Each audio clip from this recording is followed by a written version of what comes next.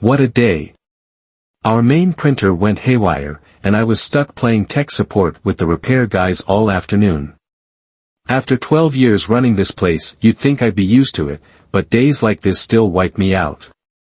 On top of work, I was frustrated with my wife, Louise, who had been distant lately.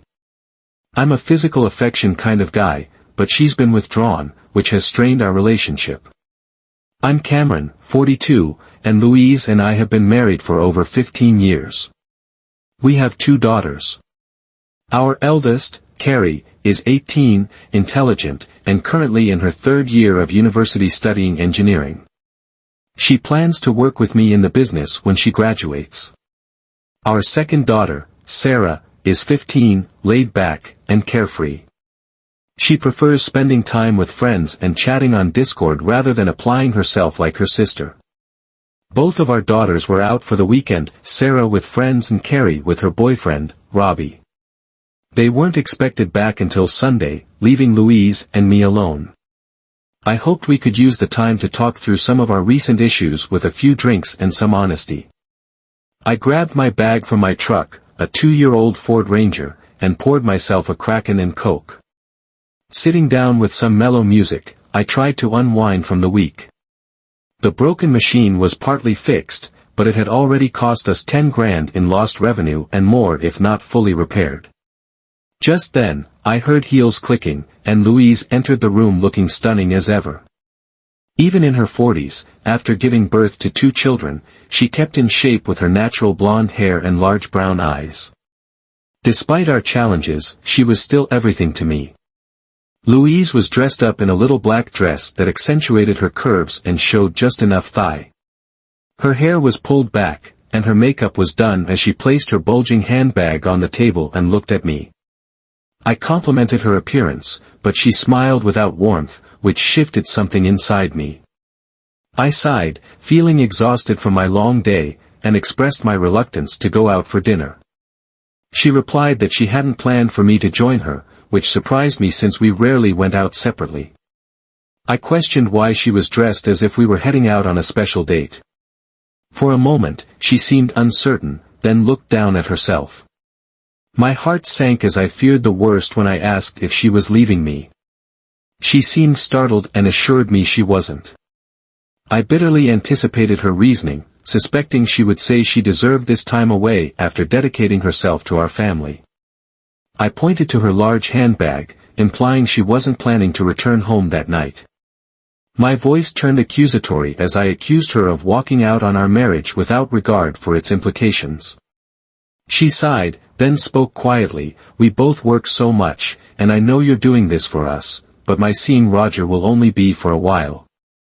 My stomach dropped at the mention of Roger, our boss with 3 young children. I couldn't hide my disbelief as I processed the situation.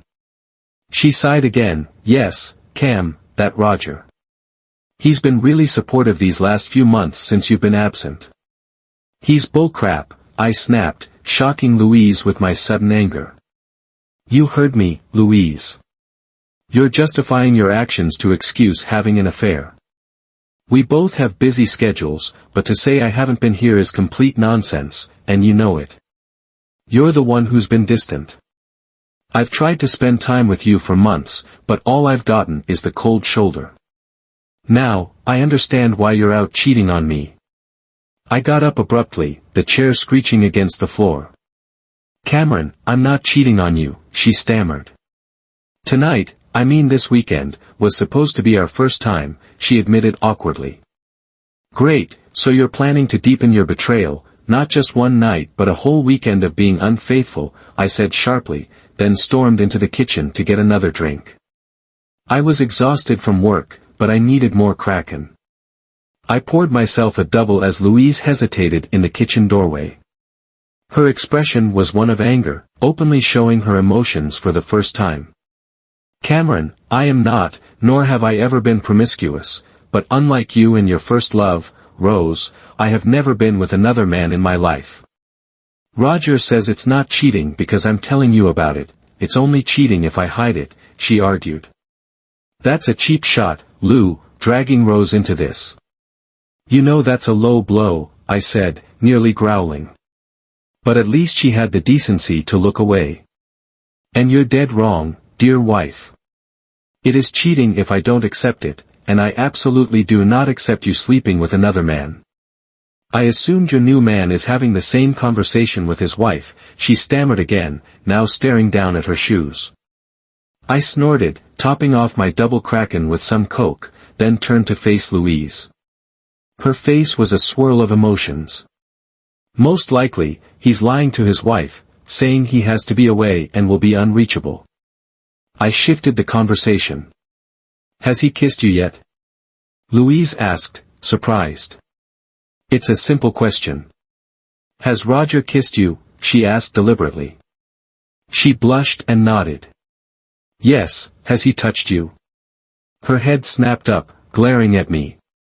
Sam, that's none of your business, she retorted, then looked down again, confirming with a nod. Well, that says it all, doesn't it? I said, trying to keep my anger in check.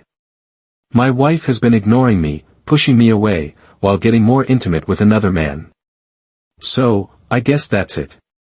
We're done here, I said, storming out to the back deck, slamming the door so hard the house shook. I sat at the table on the veranda, fuming after a long, hard day at work. I just wanted to come home to my wife, and now she's admitting she's betraying me.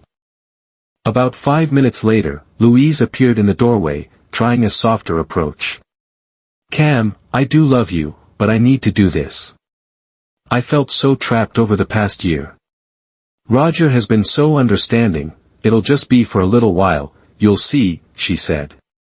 I kept my eyes fixed on the yard, not looking at her. No, Louise, you don't get it. You were supposed to turn to me. I was supposed to be your best friend, your partner, but you've given yourself to another man and shut me out. Now, I don't know if I'll ever be there for you again. She didn't move. Cameron, she said softly, her voice firm but with a hint of hesitation, you can't just walk away. Roger tells me that if you do, I'll take everything from you. I'll get half the business, the house, the kids, and it won't be hard to turn them against you. Her tone grew stronger as she stepped closer, placing her hand on my shoulder. I turned to face her, disgusted, and pulled my shoulder away from her touch. You would do that to someone you claim to love? You'd cheat on me, threaten me, and think you can just get away with it? I growled. I wouldn't want to, she replied, but Roger says in court, I'll come out on top. You don't have much of a choice. I'm sure I'll get this out of my system and come back to you. You'll be all right, you're stronger than me. For the second time that night, I stood up abruptly, but this time I spun around, glare with pure hate at the woman I somehow still loved in that moment. But the anger and hate had taken control. You selfish cheating hoe, I spat. She stepped back. You have the nerve to say you love me, thinking I have any intention of staying married to you after this? You say I don't have a choice. Well, screw you, Louise. You've shown me I don't even know who you are anymore. You're not the woman I married. It's like someone else has taken over your body. The woman I loved would never threaten to destroy me by using my kids against me. So, who the hell are you, Cam? She stammered. I let the rage fade as quickly as it came, deciding to try a rational approach. I hoped I could talk some sense into her.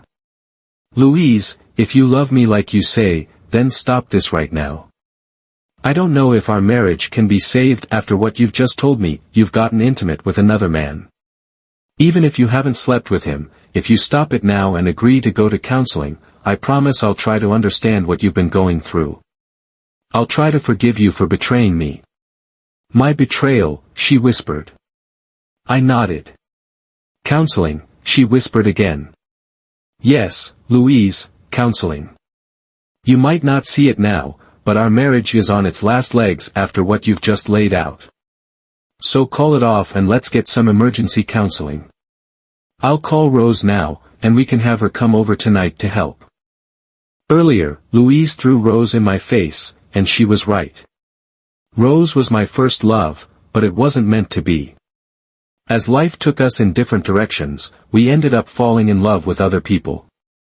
Still, Rose and her husband, Toby, became close friends to both of us. I never thought Louise would use my past with Rose against me in an argument until tonight. Rose, being a therapist, and Kabi had also become two of my closest friends over the years. We got along great, mostly because we shared similar views on everything from religion and politics to closeness and fidelity. It didn't hurt that our kids grew up together. Robbie, Rose and Toby's son, and Carrie were inseparable from the moment they were born. They've been dating since the 5th grade. I knew, given the right support, their relationship would continue to grow into something solid. "No, I don't want Rose involved in this," Louise said, her tone defiant. Side look, Cam. "I know you're mad, you might think I don't understand, but I do." I started to correct her, but she raised her hand to stop me. "Let me finish. You think I don't love you, but I do. You're right, those threats were wrong. I shouldn't have said that, but it doesn't make it any less true." I stared at her, wondering if this was the same woman I married, or if something else had taken over her mind. "I'll make you a deal. I know I've hurt you, but Cameron, I'm still going away with Roger this weekend. After that, I'll go to counseling.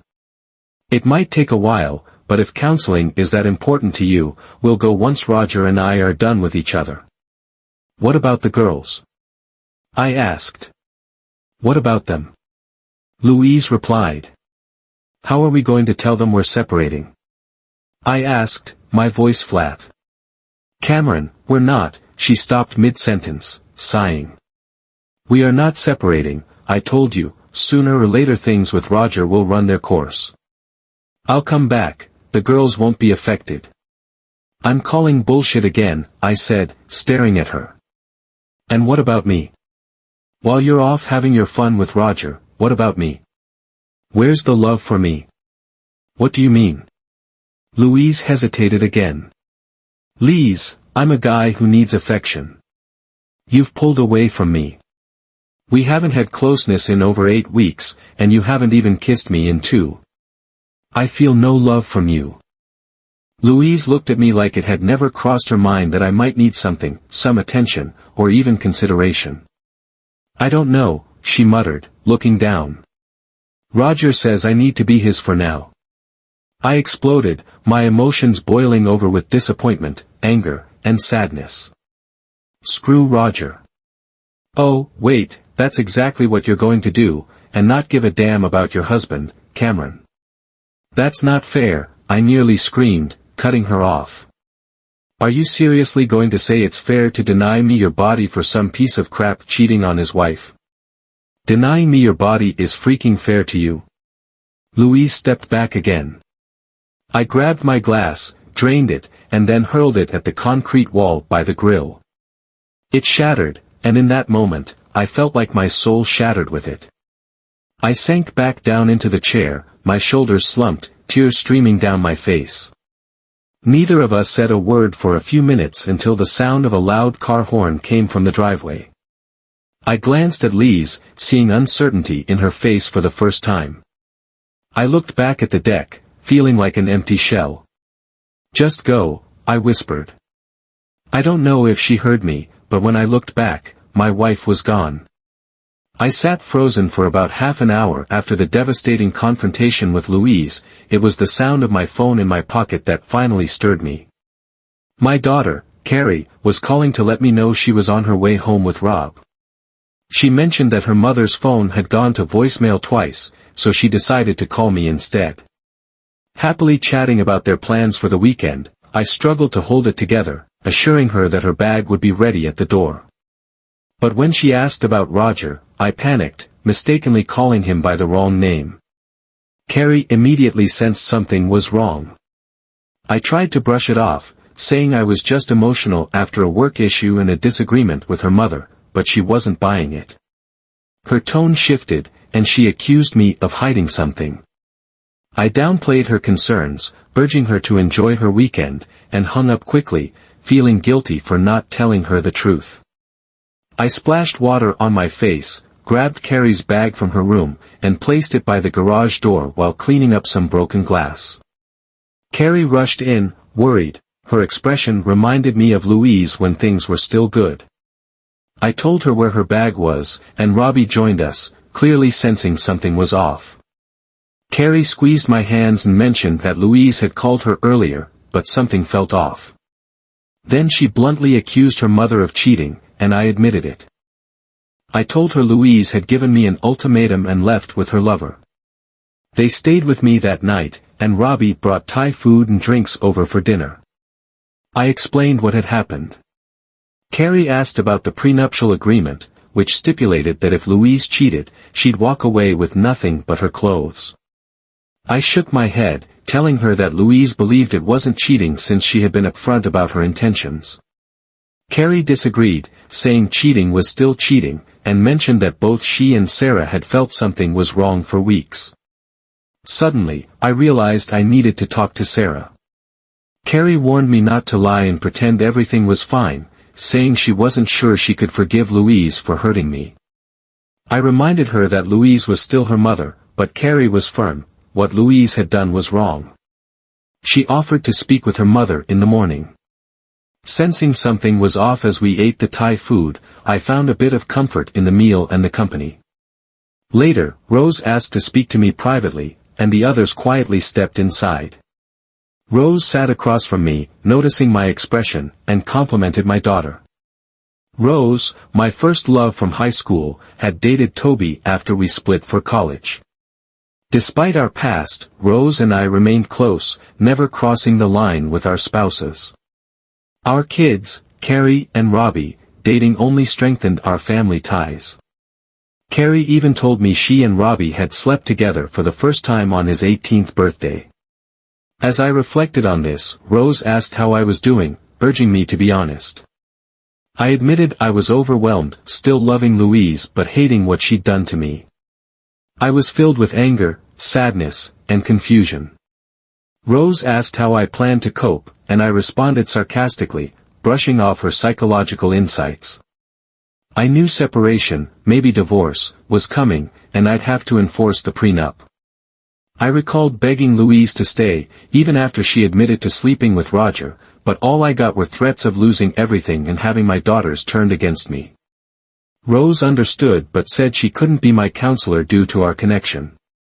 She promised to find someone for me to talk to and reassured me of their support.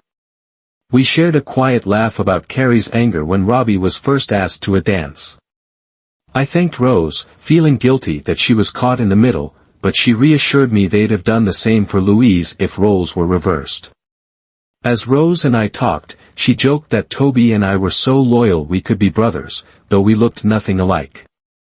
We spent the next hour discussing my feelings, and she listened patiently. Inside, Robbie and Carrie were cuddled on the couch, and Carrie expressed concern for me. I admitted I wasn't okay, but appreciated them staying, even though they had planned a weekend away. The evening ended, and Rose and Toby promised to bring breakfast in the morning. I said goodnight to Carrie and Robbie, then showered and read in bed. Carrie offered to get me coffee in the morning, sensing my mood after my shower. I tossed Louise's leftover clothes on the floor, planning to box them up later. Settling in with my iPad to read, Toby messaged to say they were home and thinking of me. I thanked him, and he mentioned they'd come by around 9 o'clock in the morning. Just before putting my phone down, I decided to ping Louise's phone through the Find My Phone app.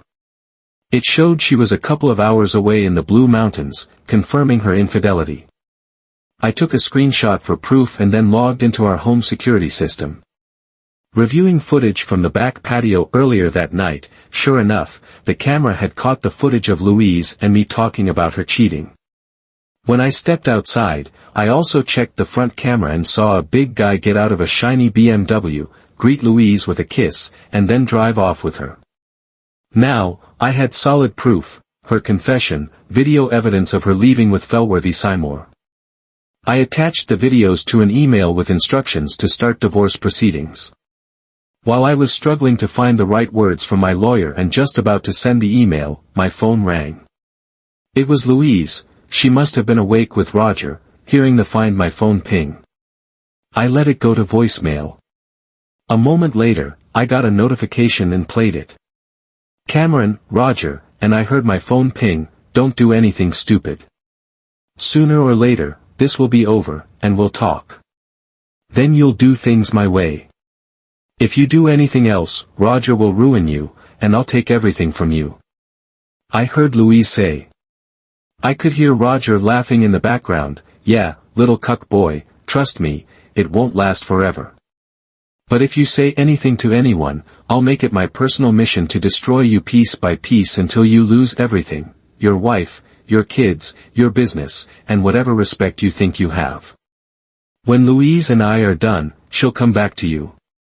Just play along, and everything will be fine. Now, Louise and I have to get back to it. I think she was about to give me something she's never given you before, her ass, before you interrupted. As the voicemail ended, I heard them both laughing. I sat there, stunned. I'd heard a lot of crude things in my life, but the sheer disrespect and arrogance from that guy flipped a switch in me. I decided right then it was time for their destruction, not mine. I revised my email, requesting immediate service of divorce papers to Louise at her workplace and a lawsuit against Roger. There's no alienation of affection law in Australia, I noted. I wanted my lawyer to take action. I also planned to sue their workplace for causing mental distress, impacting my business. While I knew these lawsuits might not succeed, I wanted to file them to shake their confidence alongside the divorce and enforcing the prenup. After sending the email, I realized I didn't yet have Roger's wife's details, but I planned to inform her about her cheating husband once I did. Despite taking action, sleep evaded me. I overheard Carrie and Robbie waking up before I drifted off briefly. Robbie fetched coffee, and Carrie hugged me, admitting neither of us had slept well. Still processing Louise's betrayal, we talked about her university degree, avoiding the painful topic until Robbie returned with coffee. While drinking, I explained my plans to sue Louise, Roger, and their workplace. I played Louise's voicemail, and Carrie fought back tears, saying Louise wasn't the mother she knew anymore. We all agreed on her coldness. By 10 o'clock concern grew as Rose and Toby hadn't arrived with breakfast. Robbie tried calling them with no answer. I called Josie at Mama's house, who confirmed they'd picked up breakfast at 8:30. My worry increased just as I was grabbing my keys to search. Robbie got a call and collapsed, pale and speechless. I took the phone, introduced myself, and braced for bad news. Police Constable Colleen Sharp delivered the heartbreaking news that Rose and Toby had been in a serious accident. Toby had not survived, and Rose was in surgery. I felt my breath catch as I processed the news with Robbie, nearly catatonic, and Carrie struggling to support him. The constable explained that Toby had died from severe injuries, and Rose was at Royal North Shore Hospital. I confirmed we'd be there soon. Quickly gathering ourselves, we arrived at the hospital's trauma surgery within 30 minutes. Nurses tried to calm us as we frantically asked about Rose's condition and Toby's body. PC Sharp introduced herself and shared details of the accident. A truck had collided with Rose and Toby's car, leaving it wrecked. Toby took the brunt of the impact and died from multiple injuries, including a skull fracture and severe punctures. Rose was critically injured, suffering from a skull fracture, broken legs, and the loss of her left hand and part of her forearm. Thankfully, her arm had been positioned to prevent fatal blood loss before help arrived. The rest of the day blurred by with conversations and calls. Robbie, despite his shock, stayed by my side, helping contact family members. We notified his grandparents, Toby's brother, and Rose's brother when the morgue arrived. Carrie and I helped Robbie with the paperwork for his father's passing. Carrie called Sarah, who arrived within an hour, crying alongside Robbie and Carrie. Sarah innocently asked where their mother was, and Carrie bitterly responded that she wouldn't be coming. Sarah then darkly asked if Roger had caused the accident. Carrie and I exchanged glances, realizing the depth of the day's events. I quietly asked Sarah if she knew anything about Louise and Roger. Through tears, Sarah revealed that weeks earlier she had seen their mother with new lingerie, and after pressing her, Louise admitted it was for a date with Roger, making clear I would never see it. Carrie questioned Sarah on why she hadn't said anything earlier. Sarah admitted she felt uncomfortable and had been avoiding home to escape the tension. I hugged her, wishing she had confided in me, but I understood her hesitation. Through her tears, Sarah expressed regret, feeling that if she had spoken up, maybe Rose and Toby would still be alive. We left the hospital to freshen up before returning. Carrie and Sarah went back to the hospital in a car's car, while I followed. By 4 in the morning, Rose was out of surgery, bruised and battered but alive. She remained in the ICU for monitoring.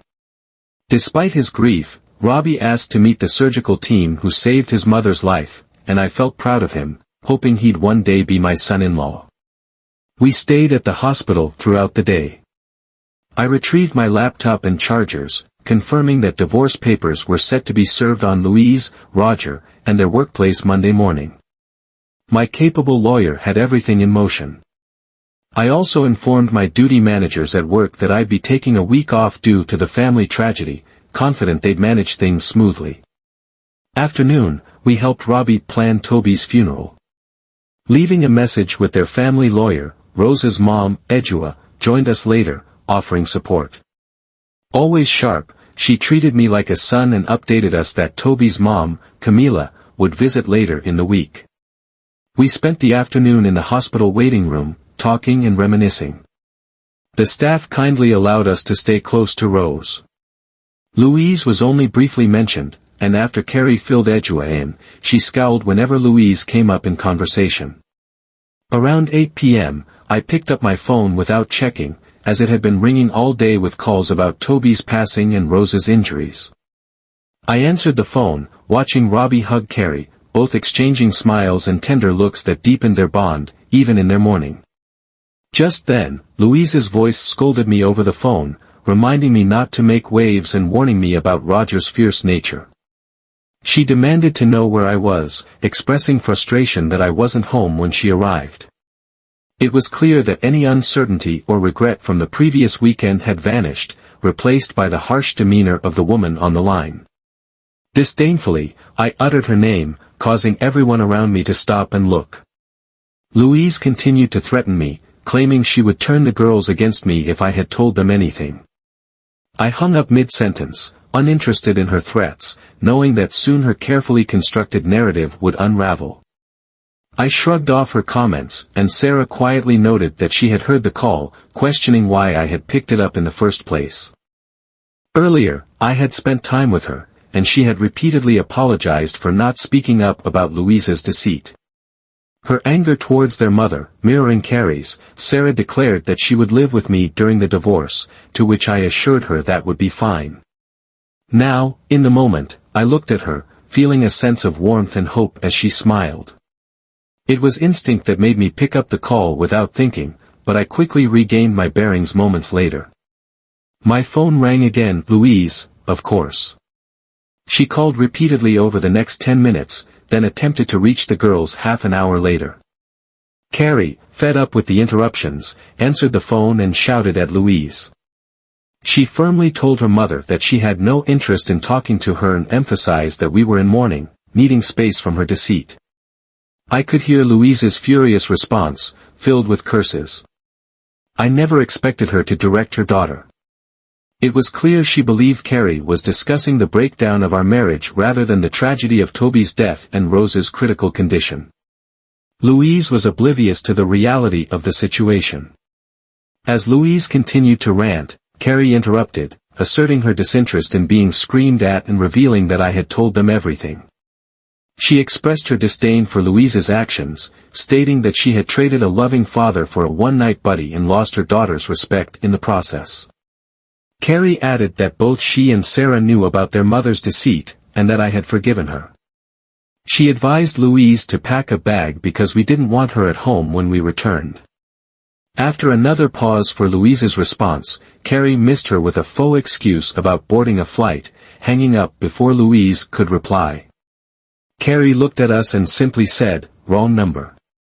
Despite the gravity of the situation, everyone, including the nurses at the station, giggled at her remark. Edwy had left for the night, promising to return early the next day. Sarah and I were getting ready to leave for a few hours, planning to swap shifts with Carrie and Roby later. As we packed, a trauma nurse approached us excitedly, saying she's awake. We all smiled, relieved. The nurse explained that Rose was conscious but heavily sedated, and after the doctor checked her, we could briefly see her. Over the next hour, we took turns visiting Rose, who was covered in bandages and wires. The most heartbreaking sight was her wrapped stump where her left forearm had been. I softly greeted her with the nickname I'd always used, Petal, but she couldn't speak due to the breathing tube. Despite the sedation, her eyes asked the painful question I didn't want to answer. I shook my head, and a tear escaped from her eye. Unable to touch her, I sat with her, talking quietly about how proud I was and how we would all heal together. When I left, a nurse handed me a tissue, and I realized I had been crying without noticing. Exhausted, Sarah and I hugged Carrie and Robbie before heading home. Sarah and I were both exhausted, with just enough time for 3 hours of sleep before heading back to the hospital. Though relieved that Rose had woken up, our smiles faded as we pulled into our street and spotted a strange BMW X5 in our driveway. We swore in unison, and I parked outside the house. We saw movement behind the curtains, but no one came to the door. Should we go in or just leave? Sarah asked, concerned. I sighed, knowing we had to face it. We need to go in. I'm too tired to drive safely right now, and I need a break. You can head to your room and avoid what's probably going to be an unpleasant conversation, I said. Sarah, worried but determined, offered to stay with me even though she hated confrontation. Her willingness to face her mother showed just how upset she was. We both pulled out our phones and hit record. Stepping out of the car, we approached the unlocked front door and walked in. There, the fine fellow Roger Fortho greeted us, not 2 seconds after stepping over the threshold. "Ah, here he is, the little pushover himself, come back to beg for forgiveness and play along before I destroy your life," he said coldly, full of arrogance, like someone who knew he had the upper hand. No matter the protest, Sarah walked into the room, making Roger freeze. Louise hesitated too, as her lover had just handed us a verbal harassment case with a minor in the room. "If you don't mind, Dad, I'm too tired for this. I'll turn in and make sure you're up by 11:30, so we can leave," she said, walking past a stunned Roger and Louise. She only muttered "jerk" and "ho" under her breath, addressing both of them, and said nothing more. The second Sarah's door closed, they turned back to me. "Louise told you not to say anything to your daughter, idiot," Roger spat, glaring at me. I held up my phone. "I'm letting you both know I've been recording this conversation since we walked in, and it'll keep recording until you leave," I said, staring at both of them. Louise went pale, and even Roger looked a little shaken as he glanced at the phone in my hand. Then he shrugged. "Doesn't matter, weakling," he smirked. Roger was an intimidating figure. He was taller and broader than me, but most of his size came from fat, not muscle. He was balding and had sagging skin around his chin, likely in his late 40s or early 50s. Honestly, I couldn't understand why Louise would get involved with a guy like him. I ignored Roger for a moment, focusing on my wife, Louise. "I asked you not to be here when I got home tonight, but you insult me further by bringing your lover here. Is there no limit to your disrespect, Cameron?" she started, but Roger cut her off, stepping forward aggressively and getting in my face. "Listen here, you pathetic loser. We told you how this was going to go and warned you to keep your mouth shut. Now I'm going to make your life a living hell," he shouted, completely disregarding the fact that my 15-year-old daughter could probably hear him. Mr. Fellworthy said calmly, looking him in the eyes, "You're not welcome here, and I'd appreciate it if you watched your language, considering my daughter's in the next room." So, what he yelled back was, "She's not going to say anything, and neither are you. With that, he slapped my phone out of my hand, threw it on the ground, and stomped on it before I could react.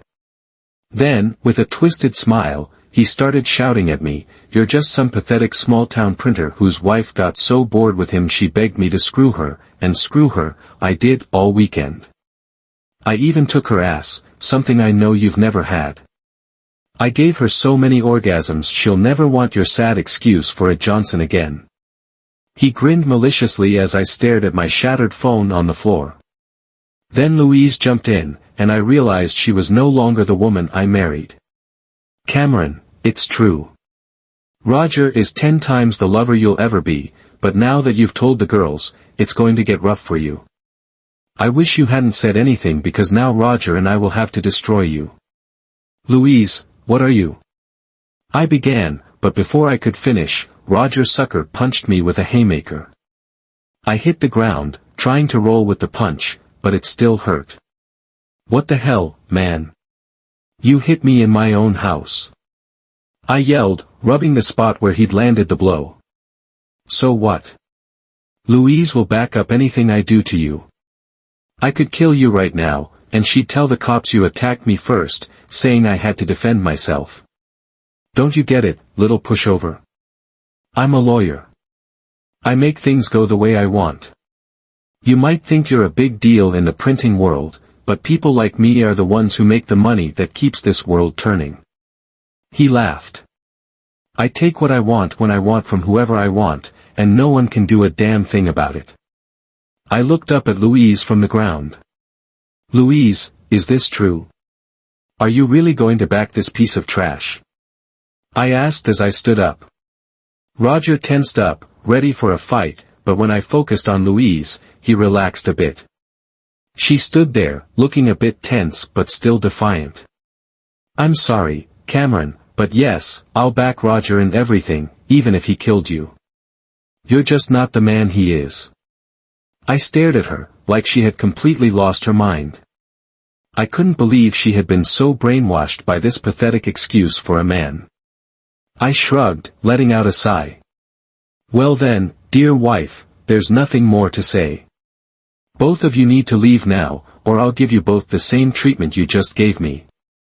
I'll make sure you can't show your faces around anyone you know without being laughed at for the rest of your lives." Roger, fueled by his earlier sucker punch, thought he could take me. He was big but mostly fat, while I had a solid build from working with printing machines and some amateur boxing experience. When he charged at me, I easily sidestepped and tripped him, sending him crashing into a coffee table.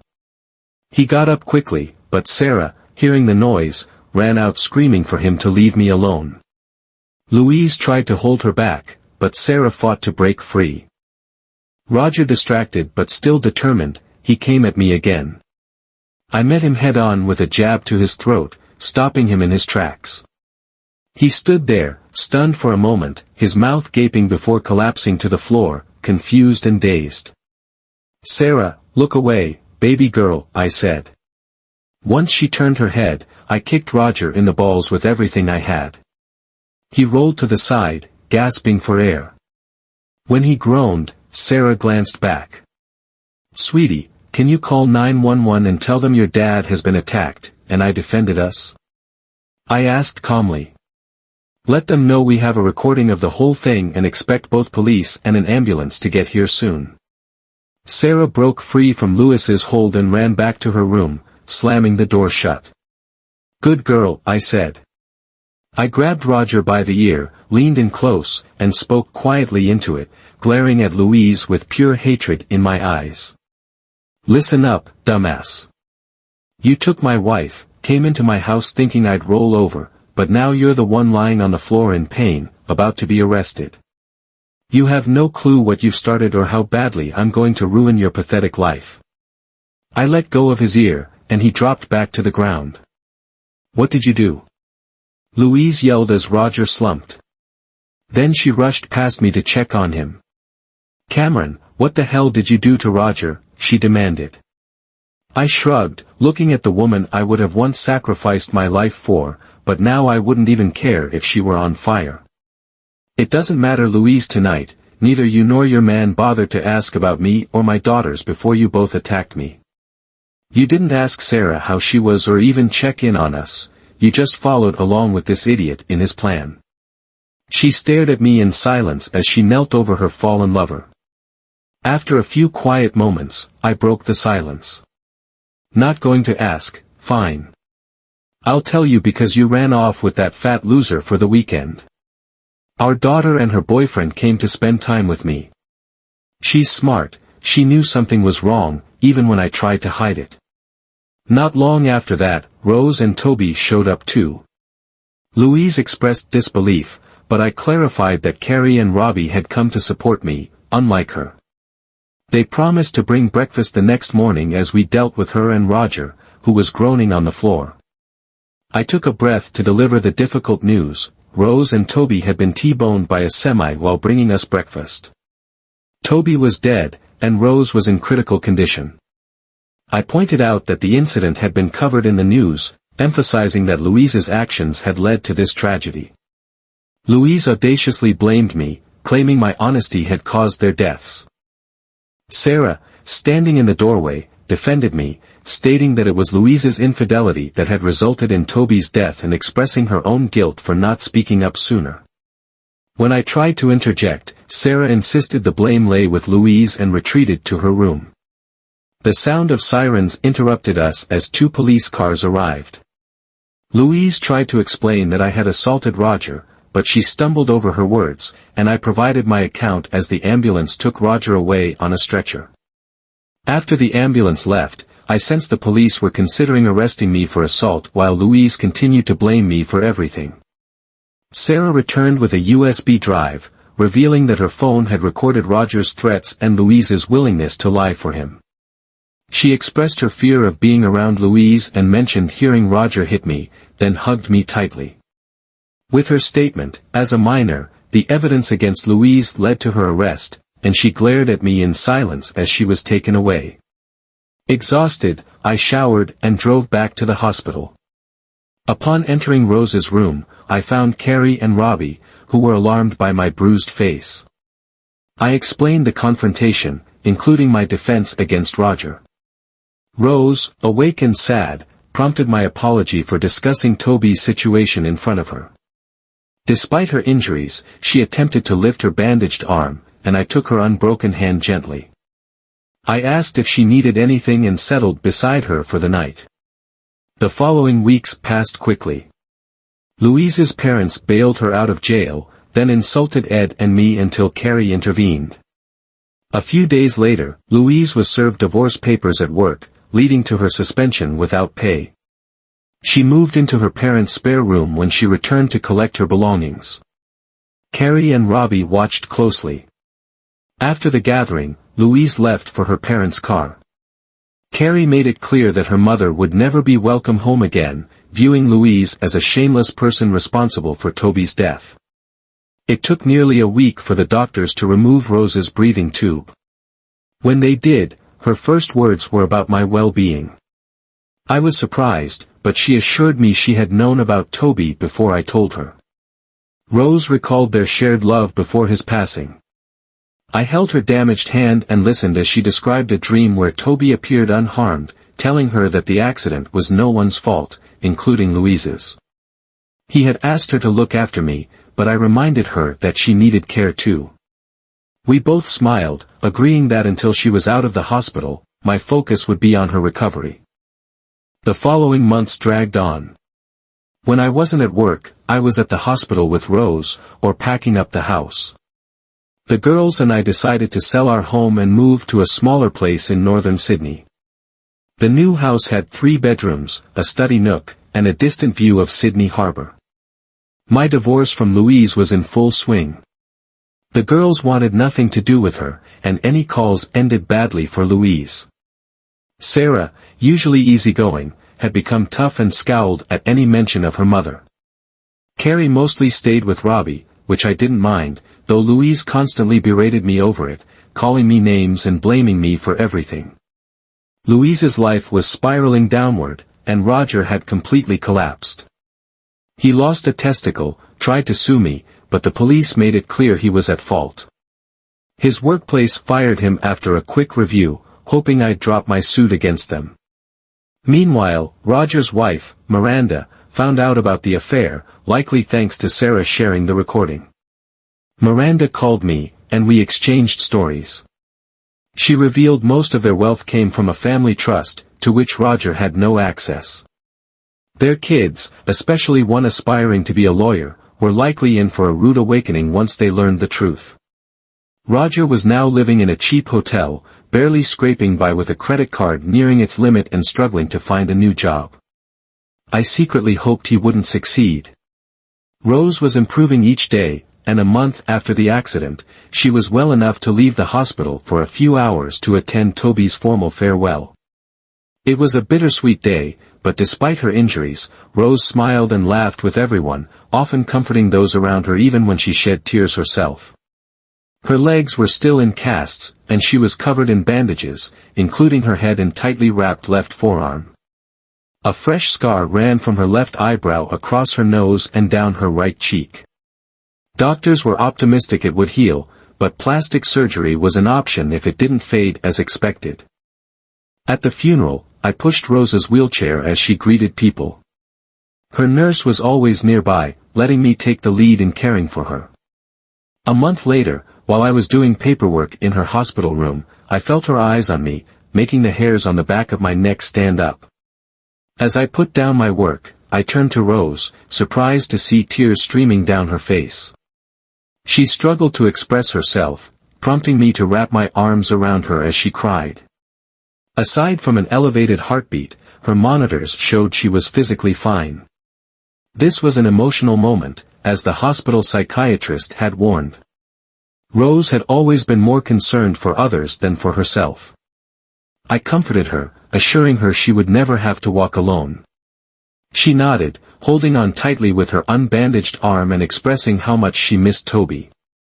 I shared my own grief, emphasizing that Toby had been my best friend. In a moment of vulnerability, Rose asked if it would get better. I quietly admitted I didn't know but hoped it would, noting that while Toby was gone, we still had each other and our kids. After a brief silence, she relaxed in my embrace, thanking me for being there. She joked about my wisdom, and I stroked her curly red hair, leaning in to kiss her forehead. Then unexpectedly, Rose kissed me back. I felt a stir of romantic love I thought was lost, but I quickly pulled back, reminding her of our friendship and the morning we were still experiencing. She nestled against me, and I instinctively wrapped my arm around her. Rose acknowledged my concerns but expressed that her feelings had never faded since high school. That night, I fell into a restless sleep and entered a vivid dream set in an unfamiliar bar. Although the atmosphere was lively, everyone remained out of focus as I contemplated heading to the bar. I spotted Toby sitting at a table. I rushed to hug him, and he laughed, assuring me it was all right. We embraced, and I noted he looked just as he had the night before the accident. We sat down, and drinks were in front of us, a Kraken and Coke for me, a pint of Guinness for Toby. When he asked how I was doing, I expressed my struggles with the divorce from Louise, my daughter's anger, and supporting Rose in her recovery. Toby nodded and asked about my relationship with Rose, prompting me to reflect on how she had become my closest friend. Toby then brought up the kiss that had left me restless, suggesting it meant something more. My subconscious conjured Toby to make me feel guilty about kissing Rose. I admitted to him that I loved her, always had. Toby, however, reminded me that he was dead and that Rose deserved someone who could love and protect her.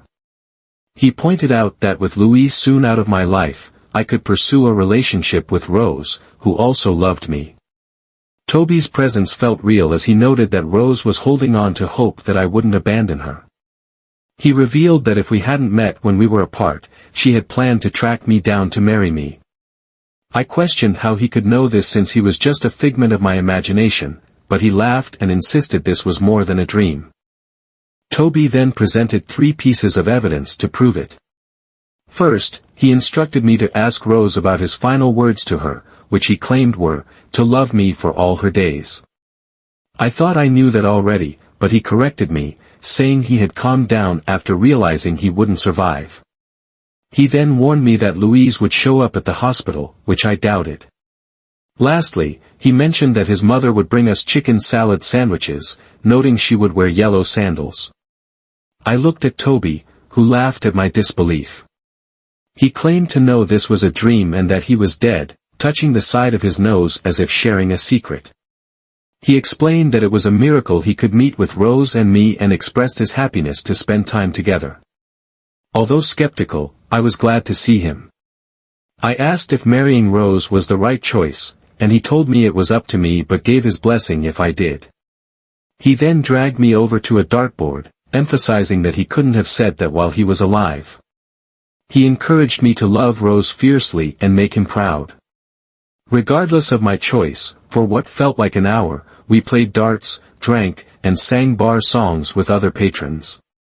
One man stood out, seeming to look after the place, but the details faded as we enjoyed ourselves. My last memory was of Toby hugging me and thanking me for our friendship as we said goodbye. I woke up with hot tears streaming down my face. I felt both sad and happy, grateful to have had the chance to say goodbye. After shaving and dressing, I mostly forgot about the dream. I checked in at the office, where my managers were aware of my time at Rose's hospital and my upcoming move. After an hour with my floor managers, I headed to the hospital. When I arrived around lunchtime, Rose smiled and shared that she could go home in a few weeks, expressing her frustration with being in the hospital. I was excited for her recovery, and we talked about her returning to her own bed. When Toby's mother, Camila, walked in, though I didn't know her well, she greeted us warmly, and I noticed her yellow sandals, causing me to freeze. Both Rose and Camila asked if something was wrong. I dismissed my reaction as a lingering effect of the dream. Camila then mentioned bringing lunch from the Asian sandwich shop, where they made great chicken sandwiches. As she said, chicken sandwiches, I made the words along with her. Rose noticed my unease and asked if I was all right. I glanced at the sandwiches in Camila's sandals, trying to convince myself it was just a coincidence. After lunch, we chatted about inconsequential topics until Louise entered the room, dressed well and carrying flowers and a gift. She walked in as if nothing had happened in months. Upon seeing me, her demeanor changed. She blamed me for Rose's hospitalization and Toby's death. As I stood up, the tension rose. Rose, crying, demanded Louise leave. Louise insisted I should go instead. I urged Louise to leave, but she exploded, throwing the gift and flowers. I positioned myself between her and Rose while Louise accused me of causing Toby's death and claimed she would care for Rose. I retorted that she had no right to speak to Rose after 2 months of silence. I gestured to the bed behind me. Rose has lost her husband, I've lost my best friend, and the kids and I have been here every day since the accident. Where have you been? I thundered. Cameron, the voice interrupted again. I kept going, I know why you're here, you lost your job, your parents are tired of your trashy self in their spare room, your daughters won't talk to you, so you thought you'd manipulate Rose and leech off her until she gets tired of your nonsense. Cameron Rose's voice called out a third time, insistent. I spun around, furious at being interrupted, only to meet the loving eyes of my best friend. My anger instantly melted. Sorry, I mumbled. It's okay, Rose said, then turned to glare straight at Louise. Louise, you need to leave. After the way you've treated Cameron, not to mention the tantrum you just threw, it's clear you're no friend of mine. And don't you dare use Toby's death as an excuse to blame Cameron. You've become vile, and I'm ashamed I ever called you my friend, let alone confided in you all these years. Louise started to protest, but Rose raised her hand. Save it, Louise. You won't be staying at my place. We're no longer friends, and you're not welcome here. Rose asked, her tone cold, do I need to call security to have you escorted out? Louise pleaded, that's not fair. No one is listening. No, Louise, Rose cut her off, her voice rising with anger. What's not fair is that my husband is dead, and I'm maimed for life because you decided to cheat on your husband, who happens to be one of my closest friends." The room went silent. All we could hear were the faint sounds from the hallway. No one said a word. Then that familiar scowl appeared on Louise's face, the one I knew meant she was in denial of everything and everyone around her. She looked from Rose to me, back to Rose, and then to me again, her expression cycling through a range of emotions, but the scowl stayed. Finally, her gaze locked onto Rose one last time, and she let loose her venom. "Well, screw you, Rose. I see how it is. Your husband's body isn't even cold in the ground, and you're already sleeping with mine," she spat. "You hypocritical witch. You can shove any help I was going to offer right up your—" She didn't get to finish as I grabbed Louise by the arm and dragged her out of the room. I headed down the corridor toward the nearest exit, slamming open the fire doors as I went, still pulling her along. Thankfully, they weren't alarmed doors. Louise kept sputtering and cursing the whole way, yelling back toward Rose's hospital room. I knew security would show up soon. I stopped and turned to face my out-of-control wife, Louise. "I don't know what the hell happened to you," I said. "I don't know what turned you from a loving wife and caring friend into this nightmare, but it stops right now." For once, Louise shut up, shrinking back a bit. "Cameron," she began, but I cut her off. "No, Louise, you're done. You've ruined every relationship you had, from our daughters to your friends to me. Nobody, and I mean nobody, wants you within 100 meters of them. You've turned into a selfish, narcissistic person who cares about nothing but herself." Just then, the doors opened, and two large security guards walked in. They saw me with Louise. "You all right there, mister?" the other asked, Peter, the bigger of the two guards. I waved them off. "It's fine, Peter. Louise here just got a little emotional seeing Rose in the hospital, but she's leaving now, aren't you, Louise?" I glared at her. The security guards weren't fooled by my calm words, staying ready just in case. Louise glanced at me, then at the guards, and shrugged. "You're, Cameron, I'll see you later," she said. I shook my head. "I hope not." The three of us watched Louise leave, then the guards escorted me back to Rose's room. Camila and Rose were quietly talking when I arrived. After checking on Rose, the security team left, and a cleaner tidied up the earlier mess. Camila hugged me tightly before leaving, urging me to take care of Rose.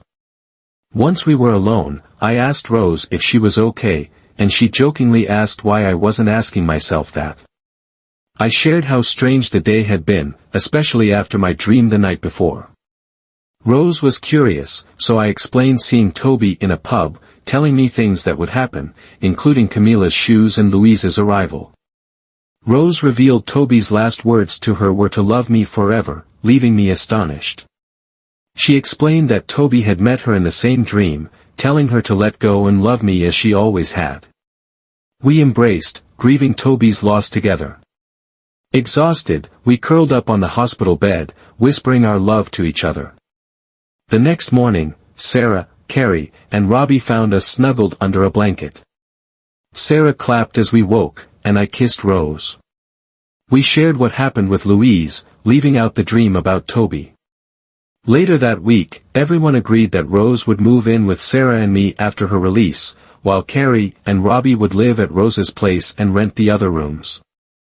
By the time Rose was discharged, she was using removable casts. While we all saw her stump, she had come to terms with her disability. Her skull fracture had healed, with only a mild concussion remaining. Bringing Rose home was one of our happiest days. Our relationship had progressed to intimacy, with doctors advising us to be cautious for the first few months. The kids had already moved Rose's belongings into the master bedroom. After spending time together, they left, and Rose asked for my help in the bedroom, needing release after months. I supported her as we walked to the bedroom, carefully helping her out of her leg braces and clothes. The next morning, Carrie entered with a joke, asking if we slept well. Rose, forgetting she was naked, sat up and quickly apologized, making Carrie blush but laugh. She then informed us that breakfast was ready. We joined everyone 10 minutes later, and the atmosphere felt light and familial, as if we had always been together. A few weeks later, my divorce from Louise was finalized per the prenup. She received very little, but I gave her a check for $40,000 to help her start fresh. I heard she was offered a job in Guangdong, hoping it would encourage her to move on. Roger, meanwhile, was caught selling pills and sentenced to 2 years for trafficking, which felt fitting. 6 months later, Rose and I got married. She looked stunning in her dress, holding a bouquet over her stump. Despite her struggles with body image, with the kids and me by her side, her depression didn't last long. Rose changed careers, counseling others who had lost limbs. 2 years after our wedding, she was honored for her work with the disabled and credited me for supporting her and rebuilding her life after the accident. It was a hectic period, filled with media interviews and appearances on morning shows where we discussed the challenges of living with a disability. Rose remained strong, never letting anyone see her break down. But she knew I was always there to lift her back up.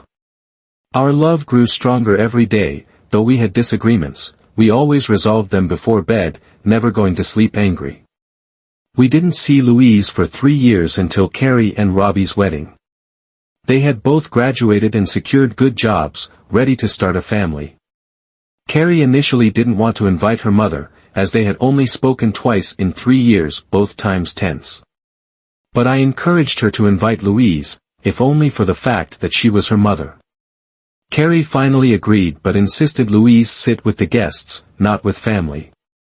Louise ended up sitting with her elderly parents, a compromise that kept the peace at Carrie's wedding. I was at the bar when Louise appeared, ordering a drink. She acknowledged never apologizing for the past, and I agreed. She admitted she had been a mess, her fault entirely. I glanced over at Rose and our daughters laughing together. Louise mentioned following our success and realized she'd never have that connection with our girls again. She asked if they hated her, and I confirmed they did, though time might soften it. She then asked if I hated her. I shrugged, saying I had negative feelings but was convinced Carrie to invite her. Louise, now a hollow version of her former self, seemed broken. I studied her for a moment before answering. I invited Louise to the Carr's wedding, not for her sake, but to ensure our daughter had no regrets starting her own marriage. I made it clear that I had no interest in seeing Louise again and joined my family for the wedding, leaving her behind.